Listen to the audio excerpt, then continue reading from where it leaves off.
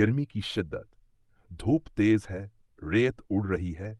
Medina का बाजार शोर से गूंज रहा है।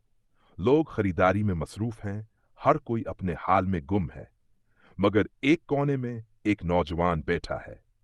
उसका नाम है सालिम। इसके कपड़े पुराने, चेहरे पर थकन, आंखों में बेबसी, भूखा है, प्यासा है, पर सबसे बढ़कर तन्हा है। अचानक एक आवाज आती है, अरे बीबी, आपका सामान गिर गया। एक बूढ़ी औरत लड़खड़ाती हुई चल रही थी। हाथों में सब्जियों का थैला, पानी का मशकीजा और लकड़ियों का गुठा। अचानक सब कुछ जमीन पर बिखर गया। लोग करीब से गुजरे, कुछ ने देखा भी, लेकिन कोई नहीं रुका। लेकिन सालिम खड़ा हुआ, भागा, सामान समीटा और बड़ी मोहब्बत से कहा, उम्मी जान, अगर इजाजत हो तो मैं ये सामान आपके घर तक पहुंचा दूं। बूढ़ी औरत हैरत से उसका चेहरा देखती है, फिर थके थके लहजे में कहती है, बेटा, अल्लाह तुम्हें जजा दे। सालिम खामोशी से उसका सामान उठाता है और उसके साथ चल पड़ता है। रास्ता लंबा है, धूप सख्त है, मगर सालिम का चेहरा पुरस्कून है। जब वो बूढ़ी औरत के घर के दरवाजे पर पहुंचते हैं तो वो उसे रोककर कुछ सके निकालती है।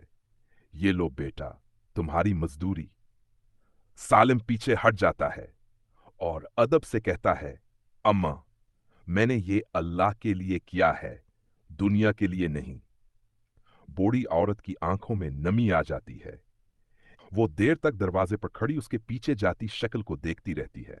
वक्त गुजरता है, दिन रात बदलते हैं और मदीना एक वबा की लपेट में आ जाता है। और सालिम, वो अब एक कमजोर, बीमार आदमी है। बुखार, खांसी, दर्द और सबसे बढ़कर तन्हाई। फिर एक रात दरवाजे पर दस्तक होती है। सालिम हमत करके पकार कर कहता है, कौन है? दरवाजा खुलता है, सामने एक नौकर खड़ा है। आइए, हमारे आका हकीम जैद ने आपका इलाज करने को कहा है। मगर मैं तो उन्हें जानता भी नहीं। नौकर मुस्कुराकर जवाब देता है, मगर वो आपको जानते हैं। सालिम को ले जाया जाता है शहर के मशहूर हकीम जैद के पास। वो ना सिर्फ उसका इलाज करते हैं, बल्कि मुकम्मल देखभाल भी करते हैं। कुछ दिन बाद सालिम बेहतर महसूस करता है। वो सवाल करता है, हकीम साहब, आपने मेरे साथ ऐसा क्यों किया? जैद खामोशी से उसे देखते हैं, फिर मुस्कुराकर कहते हैं, सालों पहले मेरी मां बाजार में गिर गई थी और एक नौजवान ने उसकी मदद की, बगैर किसी लालच के।